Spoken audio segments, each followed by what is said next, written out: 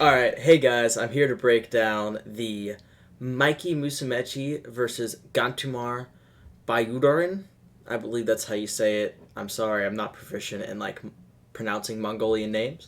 But this was a exciting and gross match to put it frankly. Mikey ends up winning, and man, if you've already seen some of the highlights, man, Gantumar's leg just. Oh, I don't know how he didn't tap. His leg was essentially 90 degrees in the wrong direction, and he didn't tap. So, impressive performance by Mikey.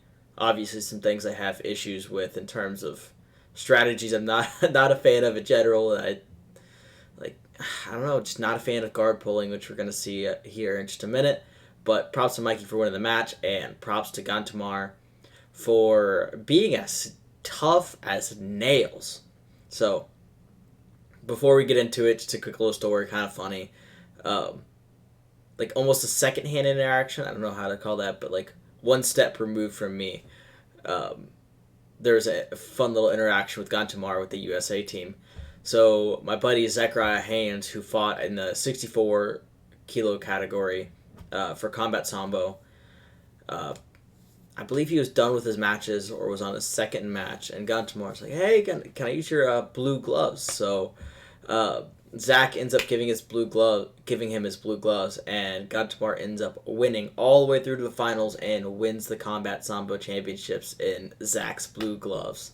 So it's kind of a little cool interaction, little story to share with y'all. So let's. Sorry, I was just checking. I was like, "Oh no, am I not recording?" But I'm good. Let's get right into it. 4 years old, and that many times in just grappling and competing against the best in the world. That was actually kind of funny there. You can see Gundamar staying by the cage on purpose, and Mikey's like, "Yeah, come in the middle, come in the middle," um, but ends up coming to him and giving him the fist bump and slap. Uh, but this is part of Gundamar's strategy is to get Mikey on the cage and press him against the cage and restrict his movement. So Mikey moves towards him. Little fake by Gantumar. Kind of a fake by Mikey came out. And he sits and pulls guard as usual. Like I said, not a fan of guard pulling. It just... I don't know. Not a fan of it. I still do think that grappling should somewhat resemble a fight in that like you should want top position and you should be trying to get the other person on the ground. But he ends up pulling guard, and you'll see right here Gantumar is about to circle around away from the cage and move into Mikey's guard and stack him into the fence. Circles around. Spend the whole time trying to pass his guard. And Mikey's so flexible, but doing a good job controlling the posture, bringing his head down. And we're gonna skip a little bit forward just to avoid copyright. But you'll see. I don't know if you'll be able to see it, but right over here, Gantumar has his hands locked, and he's pressing Mikey into the fence. Something I was thinking might not be a bad idea, and would almost force Mikey to stand, is pause this again. Is getting him lifted up against the cage, and forcing him to stand, lifting him up instead of continuing to try to pressure him. And Gantumar didn't really make any progression in trying to pass. He just pressured him into the cage, kept him there, and they end up getting stood up. But I think it might not have been a bad idea to lift him up. It might have been cardiovascularly straining, but might not have been a bad idea. Force him to stand and then throw him and already be passed off the throw rather than try to pass on the ground where he's strong. Skip a little bit forward. Yep, you can see his hands are locked there, but doesn't really end up doing anything with that. You'll see they break there. We'll skip forward. Same thing happens. You can definitely tell that it's his strategy to use the fence to his advantage. because he is an MMA fighter, so he has used that fence before, and he has a lot of experience cage wrestling. But you'll see here, Mikey's getting a good, almost frames already with his elbow touching his knee, and he's gonna get this foot on like Gantumar's almost armpit, which allows him to set up the triangle. He's got that in the arm. He tries to throw up a triangle originally, and then he goes for an omoplata. That omoplata allows him to, right there, he's inverting, and then he's going to take this outside leg and try to weave it in and start going for leg lock attacks from there. Yep, right there. Gantumar turns, rolls out, and now he's in more of like a outside ashi kind of position. Or I believe this might be inside ashi. I'm kind of new to the jiu-jitsu leg lock terms coming from judo. But here he's going to set up his Mikey lock, which he takes the top of the foot and kind of puts it in his like neck or like trap area, and then uses that and pushes on the ankle, creating a very similar twist to a heel hook, but just in a with different kind of braking mechanisms. He did a good job, and he's really trying to read that. See right here. Oh, exactly. He's got the top of the foot right in there, and he's holding the ankle, and he's gonna stretch it out. But man, get ready to cringe. His the way his leg is turned right now is not going to be the way it's turned originally, and he's already doing pretty good defensive work, trying to like get Mikey's legs unlocked from his, so he can scoot his butt out and pass the guard from there, and also avoid the leg locks. Oh, that's so gross, so gross. I can't believe that he didn't tap from this almost immediately. So at this point, he's already not wanting to tap, so he needs to take this leg out. He needs to focus on this leg now. Maybe take this hand, grab the ankle there, and use this hand and this leg to try to get this weave out of here. Or I believe it's a reap in jiu-jitsu. That looks very painful. This looks incredibly tight. First off, his heel is pretty close to 90 degrees in the wrong direction, like I said it would be earlier. I can't believe that he's almost expressionless at this point in time with his leg just tearing like that. But the way Mikey reaps over and covers the bottom leg with his top leg, and then uses this little sticky hook right here on the opposite leg, which would be on the opposite leg. This is so tight, and he's already ripping at his leg. There's no chance you're escaping in time to save your leg. Yes, Gantumar ends up toughing it out and continues to work on escaping, gets one leg out a few times, but Mikey always has one leg that he's got weaved in there, stopping Gantumar from escaping. So we'll skip a little bit forward. Mikey then switches to a standard heel hook. Later on, right here, he's working on getting the standard heel hook where the toes are in your armpits.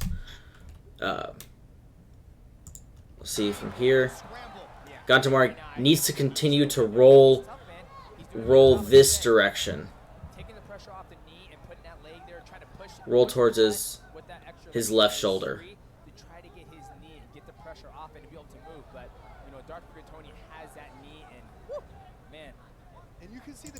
He's doing a good job trying to come up and fight the legs, but it's honestly too late. Mikey's got it too deep, and anyone should have tapped at this point. And hearing afterwards what the injury was, ACL tear, MCL tear, and the doctor essentially said that his like lower half of his leg was only attached via the muscle. There was essentially no ligaments holding his leg together, and we'll actually see it later in the match. Whenever Mikey decides to exit the leg lock in the last minute and a half, we're gonna see how that looks. Bayanduuren there was doing a good job of coming around, pushing on the butt, checking. Same thing again. His heel is 90 degrees in the wrong direction. You can just see like the twisting right there. Everything like looks awful, but he's doing a good job attacking that top leg because he has to go after this one, unhook that, and then work on the other leg.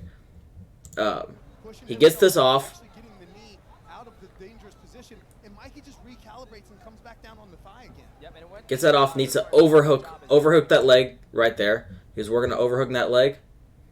Maybe reverse grip and keep pushing. Take a reverse grip and keep pushing that in so he can't weave it back over. And then start working on this leg, using your heel to kind of dig in behind his leg, and the other hand try to start pushing it out. But I should have just tapped to try to get out of it. But Mikey just has it too deep already. Honestly, with Mikey, you just can't get into that situation. Once you're in that entanglement, in that leg lock situation with Mikey, you're done. You have to do anything you can to just not get there in the first place.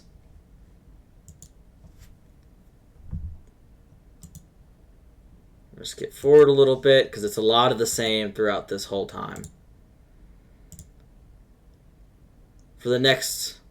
See, this is probably the closest he got to getting out. We'll go back just a little bit. I think that thing is really helping the ACL, LCL, and MCL and PCL, all his ligaments stay together. And, you know, this gentleman is extremely So here gets that top leg off. There was a split second right there where if he could have got this leg around or this leg out of there, then he might have been able to get out. But very, very... We're just going to skip forward a little bit because, once again, it continues to be a lot of the same. Mikey consistently has control of the leg.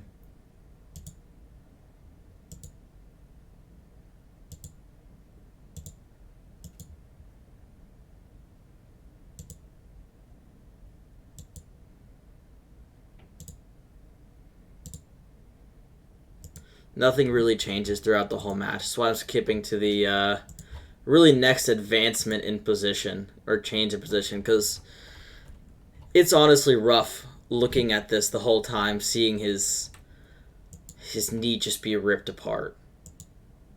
They said he's going to be out for nearly a year, most likely, if he ever comes back.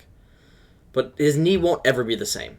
You're not ever the same after this kind of injury. So here he gives it up because he knows there's a minute 30 left. He wants to try to get the tap. So he gives up the leg. Gantumar's leg at this point is already just shredded. So there's no way of him to possibly stand back up and get a throw or really smash and pass. We'll see he tries to do that in the future, and you can see just how weak his leg is when he tries to stand on it. He immediately he puts pressure on it and he immediately stops. Ends up just pulling his head out, and here's where you're gonna see with his left leg, he starts to try to put pressure on it real soon. Look, it's still not. We could go back to earlier, whenever he was in guard. His leg did not look like this. That's not how his leg looked earlier. It's gross.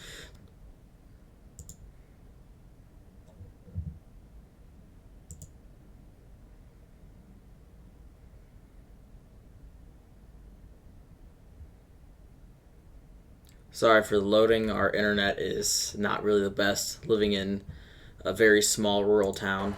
Gets that and from here, a lot of times you can see he has that hook in, and I'll do something similar where I'm going for a calf slicer, and I hug to the hips, and then it locks their leg in. And something similar happened in the UFC with Roman Dolidze versus Jack Hermanson. He gets the calf slicer, gets Jack Hermanson flat, and the calf slicer's got to be hurting already. But Jack Hermanson's just flat on the ground and can't go anywhere, so he ends up getting the TKO. Pass guard, he'll do something, right? He's not going to fall back. He's got the calf slicer right there. That's Mikey's game. Gantumar's almost going to try to like run out, but can't. Oh, he's running a calf slicer. Mikey gets that figure four. That calf slicer is absolutely locked in. You have to like roll through to try to get it out. But Mikey has control of the front of the body with that underhook reaching over to the shoulder, and this hand is by the hips. So there's There you go, not taking it back. reaches up, he gets the seatbelt, and that calf slicer's locked in. Gantumar's not going anywhere. 45 seconds to finish this. Honestly, I don't see Bayanduuren tapping from a calf slicer. No, yeah. It's just Mikey lets go of the calf slicer and just keeps the back. But from here, nothing really happens. Mikey's fighting the hands, and Gantumar waits out the last 20 seconds. And that'll be the end of the match. the entire country, and they just have this ability to know Can't believe the guy's actually like standing at all. Obviously, you can see all of his weight is bearing on his right leg, which isn't isn't torn to shreds. The smile on his face,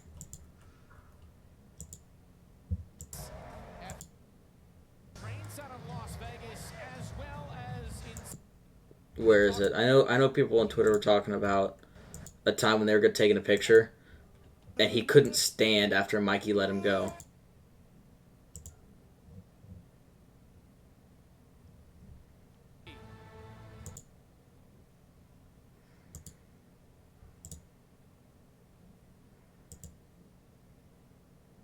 Okay, maybe I skipped past it. Either way, guys, I really hope y'all enjoyed this recap, and hopefully I can win Combat Sambo or Sambo Worlds this year, and we can rerun this Sambo versus BJJ match, and I can go against Mikey Musumeci.